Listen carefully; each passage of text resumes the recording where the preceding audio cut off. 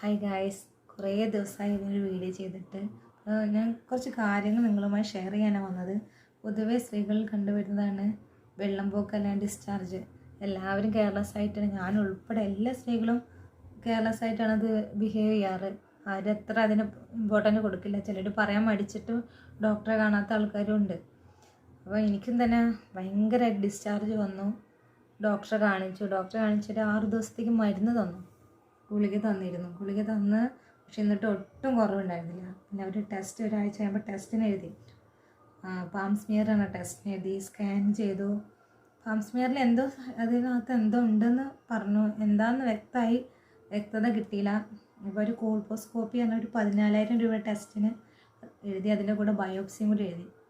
ബയോപ്സിന്ന് കേട്ടപ്പോൾ അങ്ങനെ ടെസ്റ്റുകളുടെ എണ്ണം കൂടി വന്നപ്പോൾ ഞാൻ തന്നെ അവരോട് ചോദിക്കാമെന്നുണ്ട് ഡോക്ടേഴ്സിനോട്, ക്യാൻസർ ആണോ അപ്പോൾ അല്ല എന്നൊക്കെ പറഞ്ഞപ്പോൾ ആ ഒരു വിശ്വാസം. ഈ വെള്ളപ്പൊക്ക് ക്യാൻസറിലേക്ക് പോകുന്ന നമുക്കൊരു അറിവുമില്ല. അപ്പോൾ അങ്ങനെ കോൾപോസ്കോപ്പി ബയോപ്സിയും ചെയ്യാൻ വേണ്ടി കോട്ടയിൽ മെംസിൽ പോയപ്പോൾ ഡോക്ടർ ഇങ്ങനെ ചെയ്യുന്ന ഇടയിൽ ഇങ്ങനെ പറഞ്ഞു, എന്തോ യൂട്രസിന് പുറത്ത് എന്തോ ഉണ്ട്, എന്താണെന്ന് മനസ്സിലാവില്ല. പക്ഷെ എങ്ങനെ പറഞ്ഞു, എന്ത് അസുഖത്തിനും ട്രീറ്റ്മെൻറ്റ് ഉണ്ട്, ക്യാൻസർ ആണെങ്കിലും അതിന് ട്രീറ്റ്മെൻറ്റ് ഉണ്ട് കേട്ടോ എന്നാണ്.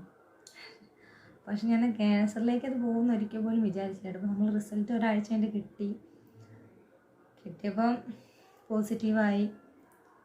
കേട്ട ഫസ്റ്റ് എല്ലാവരെ പോലെ എല്ലാവർക്കും പേടിയല്ല, ക്യാൻസർ കേൾക്കാൻ എല്ലാവർക്കും പേടി. അതുപോലെ ഞാനൊന്ന് പെട്ടെന്നൊന്ന് സ്റ്റെക്കായി ആ ഒരു 10-15 മിനിറ്റ് ഞാൻ അന്തം വിട്ടുപോയി. ശരീരമൊക്കെ AC-ൻ്റെ മുന്നിലാണെങ്കിലും നിന്ന പോലും ശരീരമൊക്കെ നന്നായിട്ട് വിയർത്ത് കുളിക്കാൻ തുടങ്ങി. ആ ഒരു കുറച്ച് സെക്കൻഡ് കേട്ടോ ഞാനങ്ങനെ പെട്ടെന്ന് തളർന്നു പോയത്. പിന്നെ നമുക്ക് എന്തായാലും ജീവിച്ചാലേ പറ്റൂ. നമ്മളെ മുന്നിൽ 2 മക്കളുണ്ട്. പിന്നെ വെച്ച് മരിക്കാൻ എനിക്ക് മനസ്സില്ല എന്നൊരു ഉറപ്പായിരുന്നു, വിശ്വാസമായിരുന്നു. ഞാൻ തോറ്റടിക്കാൻ എനിക്ക് മനസ്സിലായിരുന്നു. പിന്നെ അതിൻ്റെ ചികിത്സകളിലേക്ക് വേഗം കടന്നു. തലശ്ശേരിയിൽ മലബാർ ക്യാൻസർ സെൻ്ററിലായിരുന്നു ചികിത്സ. ഞാൻ പറയാം, റേഡിയേഷൻ കീമോ എന്നൊക്കെ കേൾവി മാത്രമേ ഉള്ളൂ.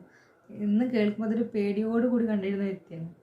പക്ഷെ അതിനപ്പോൾ നമ്മൾ ഓരോന്ന് അനുഭവിക്കുമ്പോഴാണോ അതിൻ്റെ വേദനകൾ എത്രമാത്രം ഉണ്ടെന്ന്.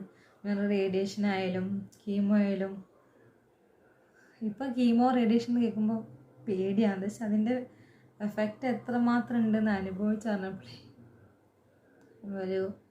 എന്താ പറയാന്ന് എനിക്ക് അറിയില്ല. പക്ഷെ എല്ലാവരും ശ്രദ്ധിക്കണം.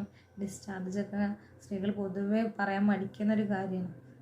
അങ്ങനെയൊക്കെ ചെറിയ മാറ്റങ്ങൾ നമ്മുടെ ശരീരത്തിൽ കണ്ടുവന്ന് അപ്പം തന്നെ നല്ലൊരു ഗൈനക്കിനെ കാണിച്ച് എന്തൊക്കെയാണ് അതിന് വേണ്ടിയുള്ള സൊല്യൂഷൻ എല്ലാവരും തേടണം.